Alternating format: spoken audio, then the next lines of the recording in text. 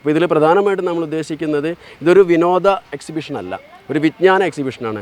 കാർഷിക യന്ത്രവൽക്കരണവും ആധുനിക കൃഷിരീതികളും കണ്ടറിഞ്ഞും നോക്കി മനസ്സിലാക്കിയും അതിനെക്കുറിച്ച് ചോദിച്ചറിഞ്ഞും കൃഷി താല്പര്യമുള്ള അല്ലെങ്കിൽ കൃഷി ചെയ്യാൻ താല്പര്യമുള്ള കൃഷിയെ സ്നേഹിക്കുന്ന സമൂഹത്തിന് ഇതൊരു വിജ്ഞാനപ്രദമായ ഒരു വേളയാക്കി മാറ്റുക എന്നുള്ളതാണ് നമ്മളിതുകൊണ്ട് വിഭാവനം ചെയ്യുന്നത്.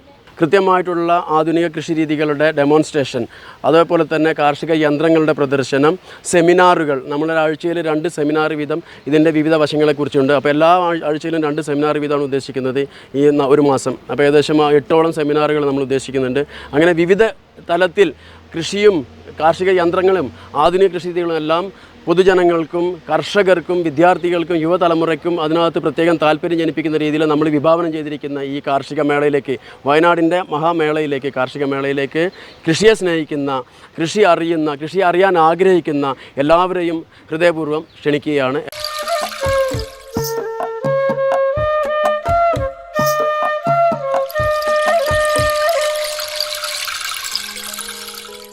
പടവുപറമ്പിൻ്റെ എല്ലാ പ്രേക്ഷകർക്കും പുതിയൊരു എപ്പിസോഡിലേക്ക് സ്വാഗതം.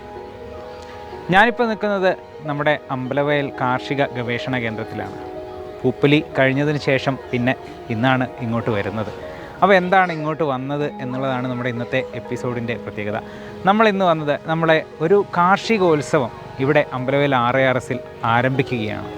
വളരെ വർണ്ണാഭമായി, നമ്മൾ പൂപ്പലിയേക്കാൾ വർണ്ണാഭമായി സംഘടിപ്പിക്കുന്ന ഒരു കാർഷികോത്സവം. പൂപ്പലി കുറച്ച് എൻ്റർടൈൻമെൻറ്റ് ഇതുകൂടിയായിരുന്നു, പക്ഷേ ഒരു കാർഷിക ഉത്സവം എന്ന രീതിയിൽ വളരെ വലിയൊരു പരിപാടി നടക്കുകയാണ് ഇവിടെ RARSൽ. കാർഷികോപകരണങ്ങളും അതുപോലെ തന്നെ കൃഷി അറിവുകളുമൊക്കെ കൂടുതലായി പരിചയപ്പെടാം ഈ ഒരു കാർഷികോത്സവത്തിലൂടെ. അതുപോലെ തന്നെ വളരെ ആകാംക്ഷ നിറയ്ക്കുന്ന കാളപ്പൂട്ടടക്കം ഈ ഒരു കാർഷികോത്സവത്തിൽ വരുന്നുണ്ട്. അപ്പോൾ അതിൻ്റെ വിശേഷങ്ങളും കാര്യങ്ങളൊക്കെയാണ് നമുക്ക് ഏപ്രിൽ 20 മുതൽ മെയ് 19 വരെയാണ് ഈ ഒരു കാർഷികോത്സവം ഇവിടെ നടക്കുന്നത്. ഒട്ടനവധി സ്റ്റാളുകളുണ്ട്. അതുപോലെ ഇതിനോടനുബന്ധിച്ച് തന്നെ അമ്യൂസ്മെൻറ്റും അതുപോലെ കലാസന്ധ്യയും ഒക്കെ നടക്കുന്നുണ്ട്. അപ്പോൾ ആ കാര്യങ്ങളും വിശേഷങ്ങളും ഒക്കെ അറിയാം ഇന്നത്തെ എപ്പിസോഡിൽ.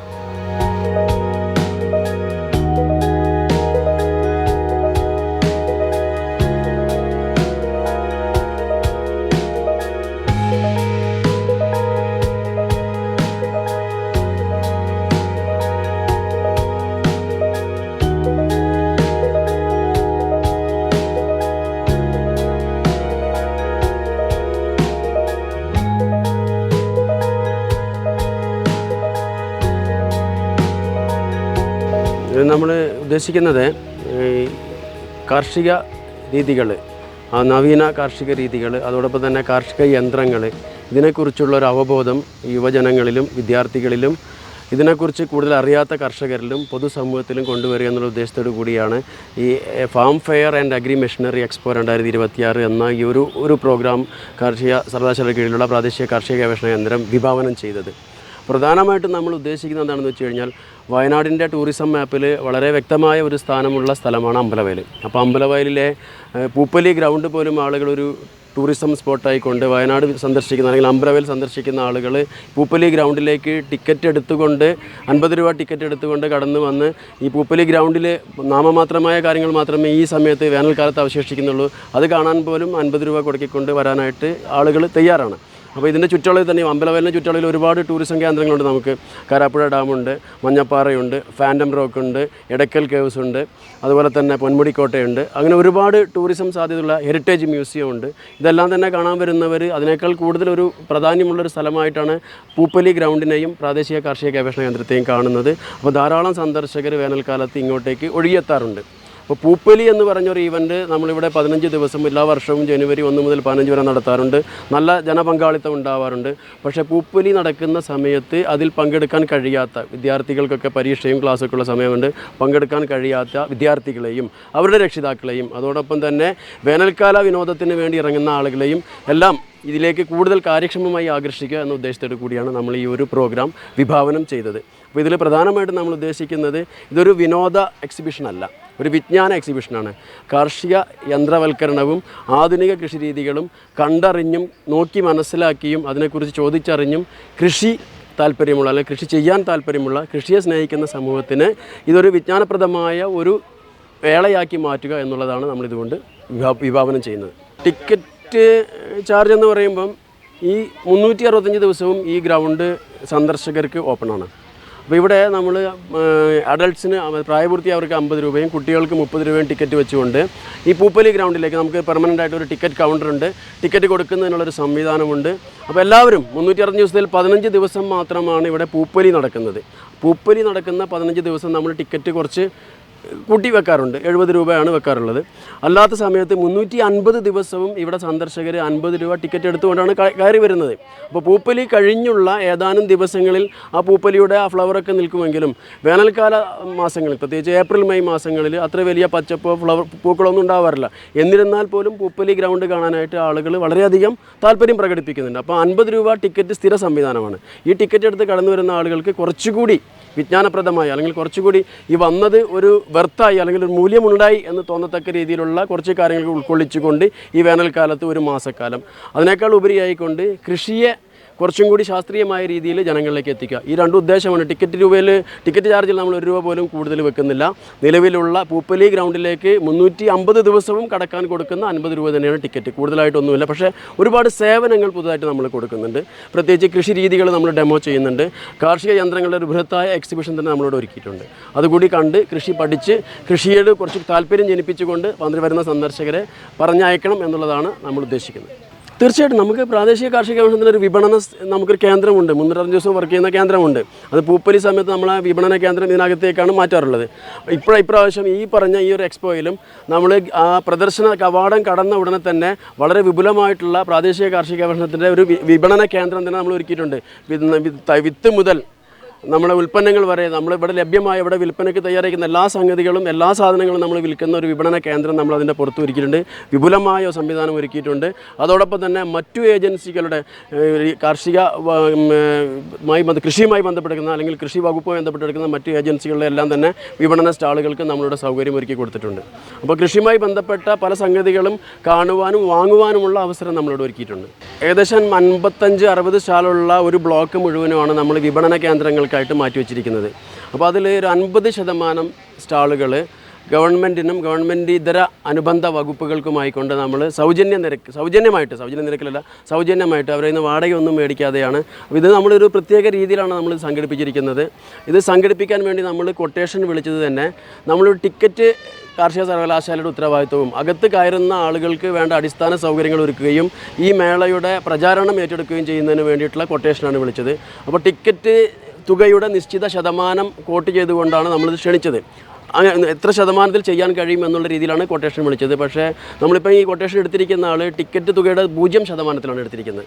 അതായത് ടിക്കറ്റ് ചാർജ് പൂർണ്ണമായിട്ടും കാർഷിക സർവകലാശാലയ്ക്ക് എടുക്കാമെന്നും അനുബന്ധ സൗകര്യങ്ങളും അടിസ്ഥാന സൗകര്യങ്ങളും സ്റ്റാളുകളും എല്ലാം ഒരുക്കും ഇതിൻ്റെ പരസ്യം കൊടുക്കുന്ന അവർക്ക് പ്രത്യേകമായിട്ട് ടിക്കറ്റ് ചാർജിൻ്റെ ശതമാനം ആവശ്യമില്ല. മറിച്ച് അവർ ഈ മൊത്തം സ്റ്റാളുകളുടെ പകുതി സ്റ്റാളുകൾ സൗജന്യമായിട്ട് ഡിപ്പാർട്ട്മെൻറ്റ് കൊടുക്കുമ്പോൾ ബാക്കിയുള്ള സ്റ്റാളുകൾ അവർ ഒരു മാസത്തെ വാടകയ്ക്ക് വേണ്ടി കൊടുക്കുന്നു. അതിൻ്റെ തുകയും അതോടൊപ്പം തന്നെ ഒരു ചെറിയ അമ്യൂസ്മെൻറ്റ് പാർക്ക് കൂടി അവർ ഇതിനകത്ത് ഒരുക്കിയിട്ടുണ്ട്. അപ്പോൾ ഈ അമ്യൂസ്മെൻറ്റ് പാർക്കിൽ നിന്ന് കിട്ടുന്ന ടിക്കറ്റ് എൻട്രിയും അതോടൊപ്പം കുറച്ച് വിനോദ ഉപാധികളുണ്ട്. അതിൻ്റെ എല്ലാം കൂടി പൈസ കൊണ്ട് അവർക്കിത് ലാഭകരമായിട്ട് ഏറ്റെടുത്ത് നടത്താൻ കഴിയുമെന്നുള്ളതാണ്. അപ്പോൾ അതുകൊണ്ട് സർക്കാർ അനുബന്ധ വകുപ്പുകളുടെ സ്റ്റാളുകൾക്കൊന്നും തന്നെ നമ്മൾ വാടക വാങ്ങുന്നില്ല. 100% സൗജന്യമായിട്ട് കൊടുക്കുന്നു. മറ്റു സ്റ്റാളുകൾക്ക് അവർ ഈ കൊട്ടേഷൻ ഏറ്റെടുത്ത ഏജൻസി നിശ്ചയിക്കുന്ന തുക അത് അവരാണ് ചെയ്യുന്നത്. യൂണിവേഴ്സിറ്റിയായിട്ട് യാതൊരു ബന്ധവുമില്ല. അവർക്ക് നമ്മൾ കൊടുത്തിരിക്കുന്ന ഉത്തരവാദിത്വം എന്ന് പറയുന്നത് ഈ സ്റ്റാളുകൾ ഇടുക, സ്റ്റാളുകൾക്ക് വേണ്ട അടിസ്ഥാന സൗകര്യം ഒരുക്കുക, ഈ പരിപാടിയുടെ പരസ്യം കൃത്യമായിട്ട് കൊടുക്കുക, സന്ദർശകരെ ആകർഷിക്കാൻ വേണ്ടി അത്രയും കാര്യങ്ങളാണ് ചെയ്യുന്നത്. അപ്പോൾ ലൈറ്റ്, സൗണ്ട്, അടിസ്ഥാന സൗകര്യങ്ങൾ, കുടിവെള്ളം, ഈ സ്റ്റാളുകളൊക്കെ ഒരുക്കുക. അതിന് പകരമായിട്ട് നമ്മൾ അവർക്ക് കൊടുക്കുന്നത് അവർക്ക് ഇതിനകത്ത് അവരുടേതായ എന്തെങ്കിലുമൊക്കെ വിനോദോപാധികൾ ചെയ്യാനുള്ള ഒരു സംഗതി. അതിൽ പ്രത്യേകം ശ്രദ്ധിക്കേണ്ടത് ഈ വിനോദോപാധികൾ ചെയ്യുന്നത് ഈ ഏജൻസി മാത്രമാണ്. അപ്പോൾ വിനോദ നികുതി എന്നുള്ള മുൻപൊക്കെ ഇവിടെ വിനോദ നികുതി എന്നുള്ള ഒരു പ്രശ്നം ഉണ്ടായിരുന്നു. അപ്പം കാർഷിക സർവകലാശാലയുടെ സാങ്കേതിക വിദ്യയും സാങ്കേതിക എക്സിബിഷനും ഒക്കെ കാണാൻ വരുന്ന ആളുകളുടെ ടിക്കറ്റ് നമ്മൾ കൊടുക്കുന്നു.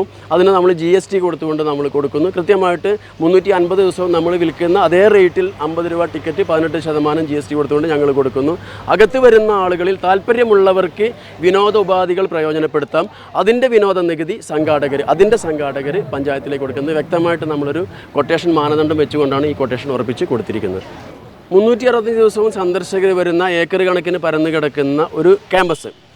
അവിടെ വർഷത്തിൽ 15 ദിവസമാണ് നമ്മൾ പൂപ്പൊലി എന്ന് പറയുന്ന ആഘോഷം ഇവിടെ നടക്കുന്നത്. ബാക്കി 350 ദിവസവും സന്ദർശകർ ഇവിടെ വരുന്നുണ്ട്. പക്ഷേ അവർക്ക് ഈ വെക്കേഷൻ കാലത്ത് വരുമ്പോൾ ഒരു വിനോദത്തിനോടൊപ്പം തന്നെ ഒരു വിജ്ഞാനവും കൊടുക്കുക എന്നുള്ളതായിക്കൊണ്ട് തുടർ വർഷങ്ങളിലും വെക്കേഷനെ ലക്ഷ്യമാക്കിക്കൊണ്ട് ഇത്തരം പരിപാടികൾ ഇതൊരു വിജയമാവുകയാണെങ്കിൽ വരും വർഷങ്ങളിലും ഇത് പൂപ്പൊലി നമ്മൾ ആദ്യം ചെയ്തപ്പോൾ അതൊരു പരീക്ഷണാടിസ്ഥാനത്തിലാണ് നടത്തിയത്. അപ്പോൾ അത് വിജയമായതുകൊണ്ടാണ് എല്ലാ വർഷവും ജനുവരി 1 മുതൽ 25 വരെ പൂപ്പൊലി എന്നുള്ള ഒരു തീരുമാനത്തിലേക്ക് നമ്മൾ പിൽക്കാലത്ത് എത്തിയത്. അതുപോലെ തന്നെ നമ്മളിത് ആദ്യമാണ്, തുടക്കമാണ്.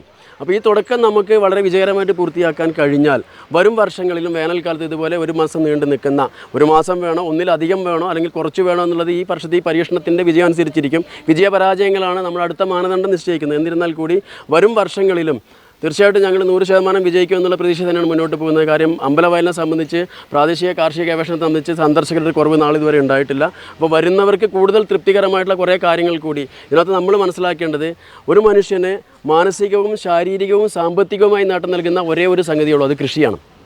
കൃഷി ചെയ്യുന്നവന് മാനസിക ഉല്ലാസമുണ്ട്, ശാരീരികമായിട്ടുള്ള ആനന്ദം കിട്ടുന്നുണ്ട്, ആയാസം കിട്ടുന്നുണ്ട്, സാമ്പത്തിക നേട്ടമുണ്ട്. ഇത് മൂന്നും നൽകുന്ന ഒരേ ഒരു സംഗതിയാണ് കൃഷി. മാനവരാശി മുഴുവനും കൊറോണ മഹാമാരി കാലത്ത് സ്തംഭിച്ചപ്പോൾ പിടിച്ചു നിന്ന ഏക സംവിധാനം കൃഷി മാത്രമാണ്. അവരുടെ സമയം കാണാനും അവരുടെ ഫ്രസ്ട്രേഷൻ മാറ്റാൻ പോലും എല്ലാവരും കൃഷിയാണ്. അപ്പോൾ കൃഷി അത്രയും നല്ല ഒരു സംഗതിയാണ്. അപ്പോൾ ഈ കൃഷിയിലേക്ക് യുവതലമുറയെയും വിദ്യാർത്ഥികളെയും ആകർഷിക്കുക എന്നുള്ളൊരു മഹത്തായ ലക്ഷ്യം കൂടി ഈ എക്സ്പോയുടെ പുറകിലുണ്ട്. കേവലം വിനോദമല്ല നമ്മൾ ഉദ്ദേശിക്കുന്നത്.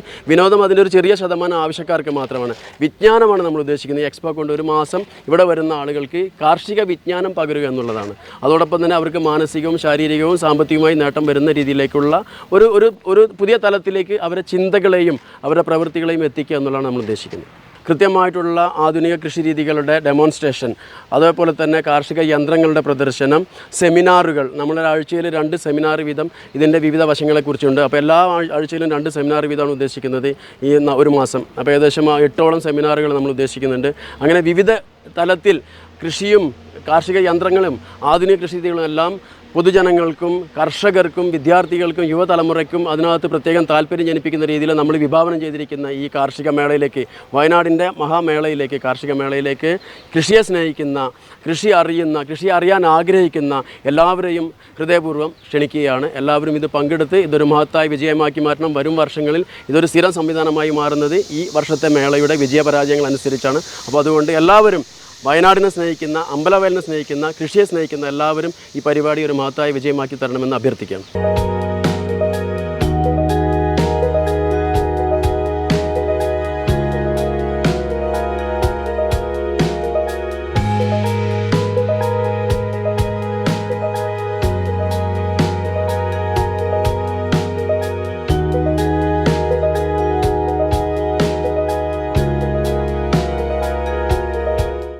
കാർഷിക സർവകലാശാലയും RAR അമ്പലവയലും ചേർന്ന് നടത്തുന്ന ഈ അഗ്രി മെഷീനറി എക്സ്പോ കൊണ്ട് ഉദ്ദേശിക്കുന്നത് പ്രധാനമായും വിനോദം എന്നതിലുപരിയായി കർഷകർക്കും വിദ്യാർത്ഥികൾക്കും കുറച്ച് മെഷീനുകളെ പരിചയപ്പെടുത്തുക, കുറച്ച് അഗ്രികൾച്ചർ സംബന്ധമായ ടെക്നോളജീസ് പരിചയപ്പെടുത്തുക, അങ്ങനെയൊക്കെയാണ് ഉദ്ദേശിക്കുന്നത്. ഒരു വിനോദം എന്ന രീതിയിൽ മാത്രമാണ് ഇതുവരെ പൂപ്പൊലിയും അങ്ങനെയുള്ള സംഭവങ്ങളൊക്കെ ഉണ്ടായിട്ടുള്ളത്. അപ്പോൾ നമ്മുടെ പുതിയ അസോസിയേറ്റ് ഡയറക്ടർ വന്നപ്പോൾ ആളിന് ഇതിൽ നിന്ന് വ്യത്യസ്തമായി കർഷകർക്കും ഉപകാരപ്രദമായ രീതിയിൽ എന്ത് ചെയ്യാൻ പറ്റുമെന്ന് ആലോചിച്ചതിൻ്റെ ബേസിൽ ഉരുത്തിരിഞ്ഞ ഒരാശയമാണിത്. ഇത് ഒരുപക്ഷെ കാർഷിക സർവകലാശാലയിൽ തന്നെ ആദ്യമായിട്ടാണെന്ന് തോന്നുന്നു. ഇങ്ങനൊരു മെഷീനറിയുടെ എക്സ്പോ ഇതുവരെ ഉണ്ടായിട്ടില്ലെന്ന് തോന്നുന്നു. ചെറുതായിട്ടാണെങ്കിൽ ഇത് കുറച്ച് 10-50ഓളം മെഷീനറീസ് ഉണ്ട്. അപ്പോൾ അതൊക്കെ അങ്ങനെയാണ് ഞങ്ങൾ ഉദ്ദേശിക്കുന്നത്, ഒരു വിദ്യാർത്ഥികൾക്കൊക്കെ കൂടുതൽ ഉപകാരപ്രദമായ രീതിയിൽ. അതായത് ഈ കാളപൂട്ട് ഇതൊക്കെ ഇപ്പോഴത്തെ ജനറേഷൻ അറിയില്ല. കലപ്പയും കാളപൂട്ടും ഈ സംഭവമൊന്നും ഇപ്പോൾ എൻ്റെ മോനോട് തന്നെ വീട്ടിൽ നിന്ന് ഈ കാളവണ്ടി അവൻ കണ്ടിട്ടില്ല, അവൻ അറിയില്ല. ഇപ്പോഴത്തെ ജനറേഷൻ ഇതൊക്കെ ഒന്ന് കാണാനും പരിചയപ്പെടാനും ഒക്കെയുള്ളൊരു അവസരമായിട്ടാണ് ഈ ഇവൻ്റ് കൊണ്ട് മെയിനായിട്ട് ഉദ്ദേശിക്കുന്നത്.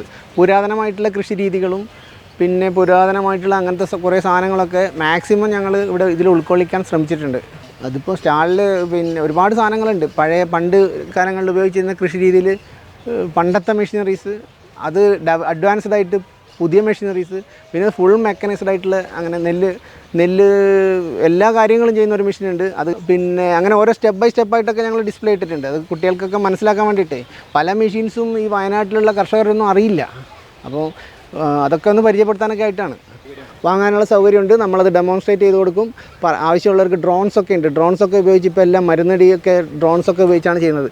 അതൊക്കെ ഞങ്ങൾ ആവശ്യമുള്ളവർക്ക് വർക്ക് ചെയ്ത് കാണിച്ചു കൊടുക്കും. അതിനൊക്കെയുള്ള സൗകര്യം ഒരുക്കിയിട്ടുണ്ട്. പക്ഷേ എല്ലാ സമയത്തും ആൾ അവൈലബിൾ ആയിരിക്കില്ല. ആവശ്യപ്പെടുന്നവർക്ക് നമ്മൾ, കാരണം 10-60ഓളം മെഷീനറി ഉണ്ട്. ഇത് ഞങ്ങൾ എക്സ്പെൻഡിച്ചർ ഇല്ലാതെ, സ്റ്റാഫിൻ്റെ സ്ട്രെങ്ത് ഇല്ലാതെ ചെയ്യുന്നൊരു കാര്യമാണ്. അതുകൊണ്ട് ആരെങ്കിലും ആവശ്യപ്പെട്ടാൽ അതിനാൾ അവിടെ വന്നിട്ട് അത് പറഞ്ഞു തരും.